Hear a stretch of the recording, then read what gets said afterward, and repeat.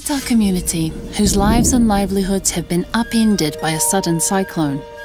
The priorities and needs of this community are just as complex as the ecosystem itself. Rick is a property developer who is building 6 houses near the estuary. He wants trees and other plants removed so the houses have unrestricted views. Tuila is part of a conservation group, set up to protect and restore the estuary. She wants to restore plants on the edges of waterways to help prevent harmful nutrients and sediment from spilling into the estuary. Jay's whānau have been connected to the estuary for over 500 years.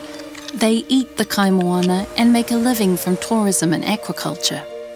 He wants to take care of the estuary so it and future generations of people can thrive. Sediment jeopardizes the supply of kai moana and the whole ecosystem of the estuary.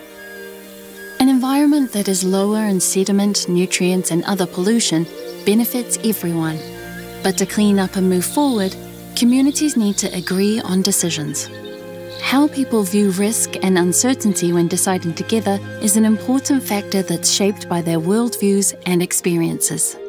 We all deserve to have our worldviews and opinions heard, because a low-risk decision for one person could be a high-risk gamble for another.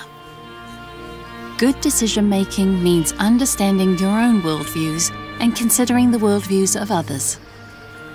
Collective decisions that include all types of knowledge and worldviews can help create flourishing marine environments that benefit us all.